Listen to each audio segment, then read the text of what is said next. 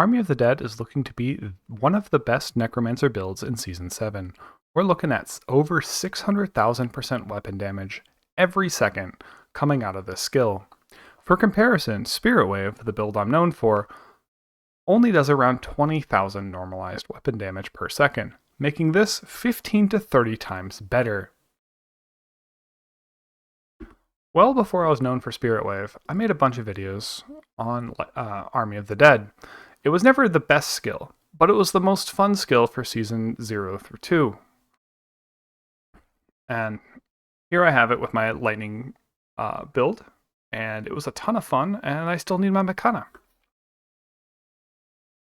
So Army of the Dead has a little bit weird of a targeting methodology. It'll pick something off your screen, so you can only see this green box. It'll find something in this red box, like this target, and it'll spawn a skeleton off your screen, and that skeleton will run and kill the target, making you never see it while it's still doing work.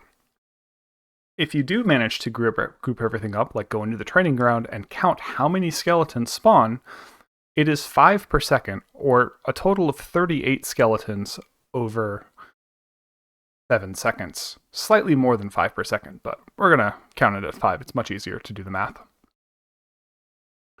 Army of the Dead gets a bunch of buffs this season that make it go absolutely crazy. It's getting a small but significant damage buff. This is like 30-35% more damage. But it's getting this big. It's getting a stun function, but it's getting this big multiplier. This takes damage from your skeletal mage and golem damage bonuses and turns them into a multiplier similar to Shadow Blight or Affliction. Meaning if we have like 2,000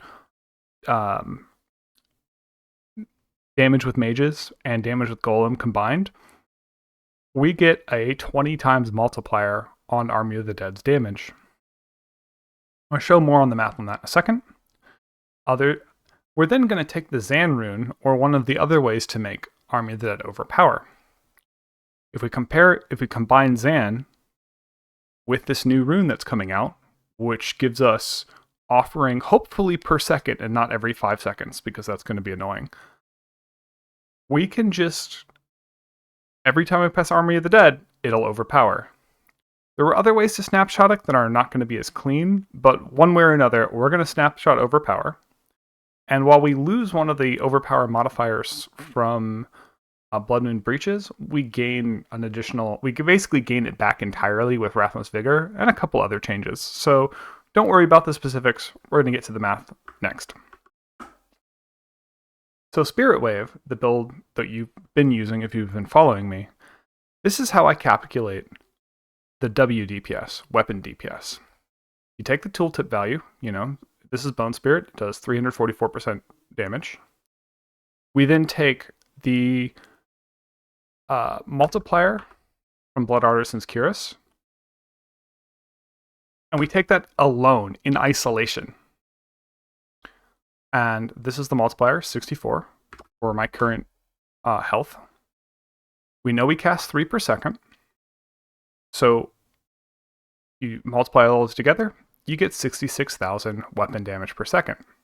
However, you look at Spirit Wave, it's missing a bunch of offensive aspects that could say damage.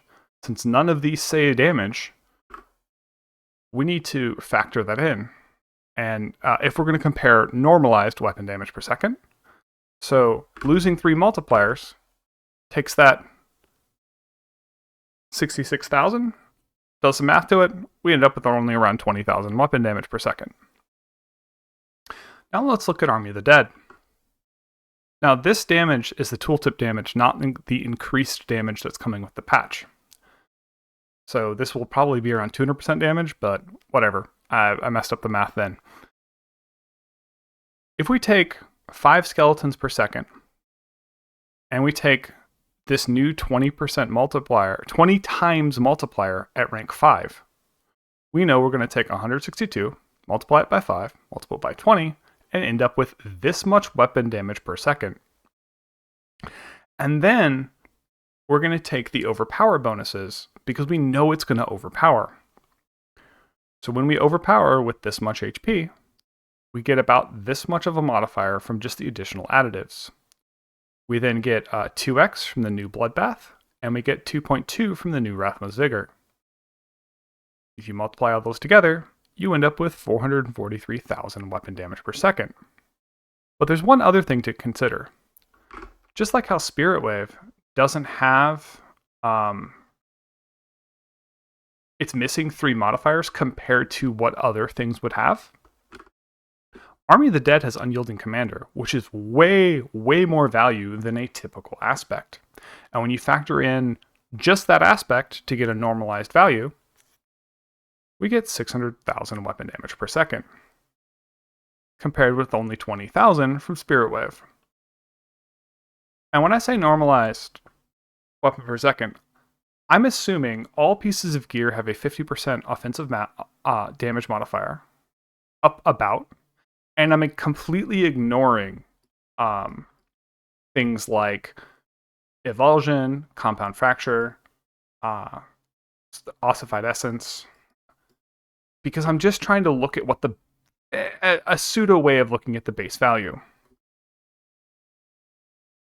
So you're going to take this, and then you're going to multiply this number by all of your additives and some other stuff. All right, that's confusing. One of the things we're going to be doing is we are not going to be running the Ring of Mendeln. I put this graph together of every time you drop a multiplier, how much does that impact your damage? And it's not perfect, but if we're here on the number line, 393,000 damage, let's say that's our percent of weapon damage, and we lose a single 50% damage modifier, like let's say we lose Blood begets blood, we drop to this value. This is a huge damage loss, even though it's only a 50% modifier. You lose another 50% modifier, and you drop to 174,000. That's like tiny in comparison. If you lose another, you're down to like a fourth of the damage. So when you add so many multipliers together, things get crazy. And even though we're running Army of the Dead, if we use a Golem, we drop down. If we use Ring of Mendeln, we drop down. If we, use Frenzied Dead, we drop down. And pretty soon, we're going to be doing like a fourth of the damage, or even less, if we give up things to actually buff our minions' damage. It's really dumb. I hate it. But there you go. So, Army of the Dead's going to be great. I'm making this video really quickly because I have Thanksgiving in like 20 minutes that I have to get ready for and head out the door. But I wanted to give you just a quick little preview of what I'm excited about. I'm probably going to be moving on to PoE 2 content in a bit. So I'm going to be handing off a lot of the theory crafting either to Sarok, Lord Sara, maybe Aris, one of the other people in the game mechanic specialists and the Sanctuary Discord. I'm still working on video content comparing Path of Exile 2 to Diablo.